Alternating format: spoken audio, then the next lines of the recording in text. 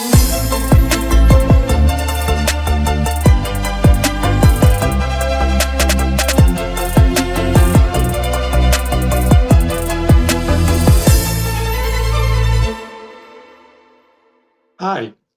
my name is Yadin David, and I serve as the editor-in-chief of the Global Clinical Engineering Journal.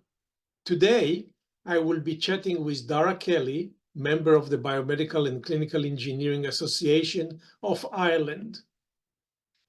I would like to note to you that if you go to our journal at the URL www.globalce.org, on the right-hand top side, you can find registered button that if you press on it, you can become a member of our reader community. You will get announcement and all the papers, as well as you can check a box to request to become a reviewer, mentioning your area of expertise, and we will send you an invitation to review papers in the future.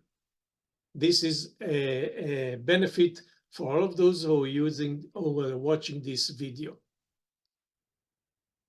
Today, we are beginning the inaugural part of Ask the Author programs.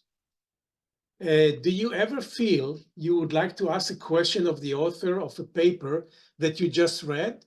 I do. Maybe you do too. But now you have this opportunity thanks to the new feature that we are opening up to our reader. For 30 days post the publication date of a paper, readers can submit questions to the editor-in-chief, who will conduct the interview with some of the questions that you have submitted. Perhaps some of them will be used even in today's Ask the Author session. Hope you will do it, and looking forward to make you engage with our program. Today's inaugural session of Ask the Author is very, very unique to our publication because not many journals are offering this opportunity to engage with the author, learn more about the author and his background or her background, and also get specific questions from you answered. You know, Dara, your paper that was just published about a week ago has already reached close to 270 readers. This demonstrates the intensity of the interest of our reader in this topic.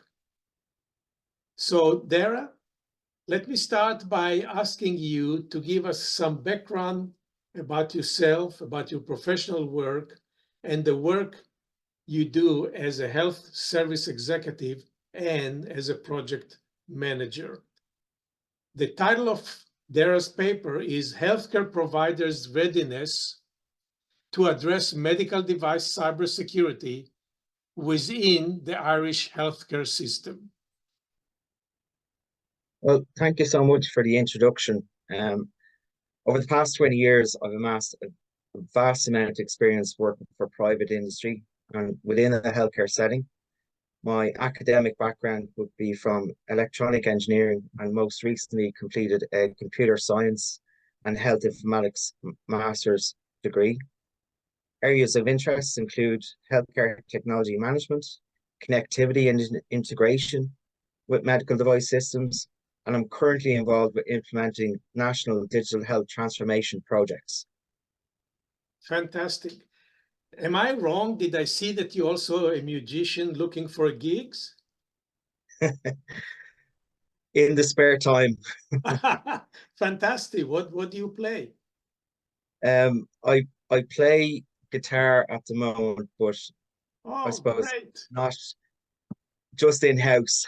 You see, something the readers would never find in your paper. Great, great. Yeah. I suppose it was just a hobby or pastime that I wanted to take up a couple of years back. And during the pandemic and even post-pandemic now, I just felt it was something I've come back to. I think it's always good to pick up a hobby or pastime, something away that gets your mind away from your work as a Absolutely. relax. Absolutely. I agree with you. So let's stay kind of on the general field, and let me ask you, there are many clinical engineers out there that are hesitant to try and write a manuscript. Can you tell our readers, how did you overcome such a feeling and what drove you to actually send the manuscript for publication? Well, firstly, I believe that many colleagues have the skill, knowledge, and ability to produce manuscripts and articles. Indeed, many currently contribute interesting research and articles to the BEAI's scientific journal Spectrum. In my own case, I was completing a health informatics course, which encompassed a thesis based on a research topic that I had interest in, and that had to be completed to a publication standard. My advice would be to be confident in your own ability and go ahead and produce a manuscript. Great, great. I definitely looking for a way to encourage more of our colleagues to submit and publish. Your paper um, um, is talking about the Irish experience, and you are a member of the BEAI, the Biomedical and Clinical Engineering Association of Ireland. Can you tell us what BEAI doing on the international field? Well, first and foremost, the BEII is a body that represents the clinical engineering professional in Ireland. That they promote professional development, hosting annual scientific conferences, arrange education events. They also have a scientific journal called Spectrum, which is published quarterly per year. They're currently developing a framework for registration and certification scheme for this profession in Ireland. Great, very important. Thank you. Your paper mentioned the IEC 80001-1, a standard about risk management of network of medical devices that maybe not that known in the international field. There are some countries that are more educated in practices than other. Your paper will help to better understand this for other people around the world. And I taught some courses at AMI when 80001-1 came out, explaining to clinical engineers their role. Your section on the IEEE 80001 standard specifically have a paragraph about this, and you said this has to be evolved. Can you expand a little bit about the role of clinical engineer in the 80001-1? Yeah, I suppose where clinical engineers will come into exposure to this standard is we have experience and a vast amount of knowledge with integrating medical equipment into IT networks. And with doing that, there's risks and threats that can arise, and they can link into adverse incidents if not mitigated against. I believe clinical engineers have a major role to take into ensuring that these risks and threats, and they could be threats that involve therapy manipulation at its worst. When a patient is, for example, connected to an infusion system that's networked, there's a risk there. So where clinical engineers would come in with exposure to this standard is to ensure a risk framework is implemented. I hope that the readers are picking up on that. That's very important part of your paper. You mentioned in your paper that you did a data collection. You conducted a research to determine several parameters associated with the standard. One of them specifically triggered my mind is about the participants' level of understanding. That was, I believe, question 14, if I'm not wrong. And I was quite overwhelmed that there are, if I'm looking at the paper right now, that about 40% of the responses said that they're not aware or slightly aware. Can you expand on that a little bit? What did you Yeah, expect? exactly. I suppose question 14 really centered around what the participant felt were restrictions that prohibited the adoption of the standard. And within that question, there were three statements. And the statement that you're referring to is that the standard is complicated to understand. Quite a high number neither agreed or disagreed, and again, quite a high number somewhat agreed. This feeds into the barriers and restrictions found being a result of human processes and behaviors.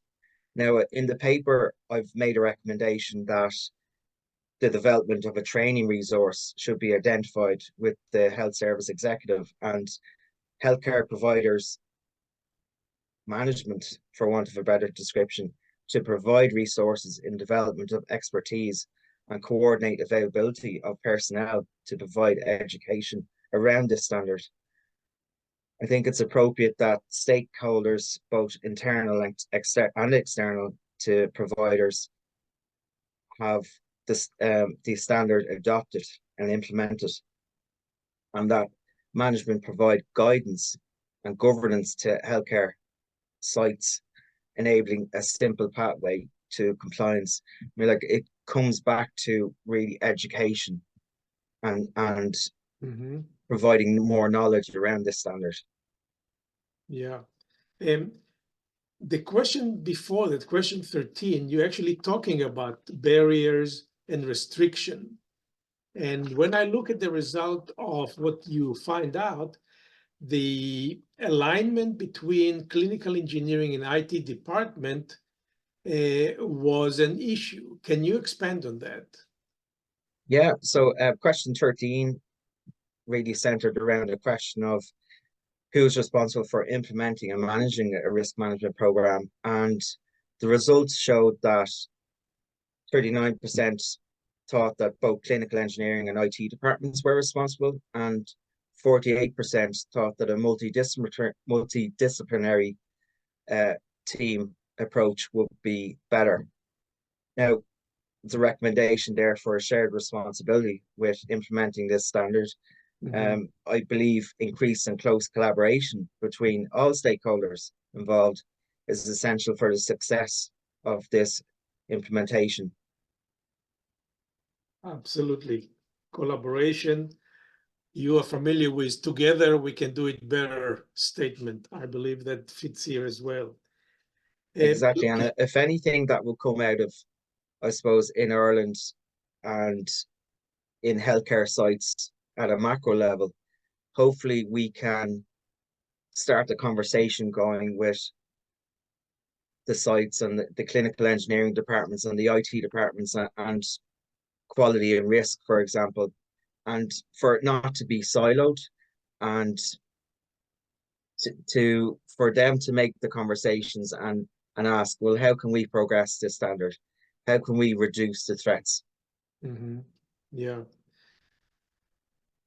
We perhaps have time only for one more question, so I'll jump into the recommendation and future research section of your paper. And what will you suggest for colleagues interested in this topic they can do? Well, there's many resources available online, particularly with research that's been published already about the standard and how to implement. I'd recommend searching for the official ISO website to look at the standard first and then to understand it. And then obviously the Global Clinical Engineering Journal is a good resource to look at it with various research articles. Great. I think it's very important. You seem to have very focused knowledge on what's need to be done. May I suggest that perhaps in the next conference of Global Clinical Engineering Alliance, you may consider doing a workshop on this topic. Sorry to catch you unprepared, but it just not at all. I might take you up on that. great, great. So this chat with you, Dara, was very interesting for me, and I hope that you enjoyed it as well. As I know, our readers will be more prone to seek your paper now if they haven't read it yet. And I do appreciate sincerely you willing to be our first in the queue of more to come. Thank you. That's the end of Ask the Author program. Thank you for the opportunity.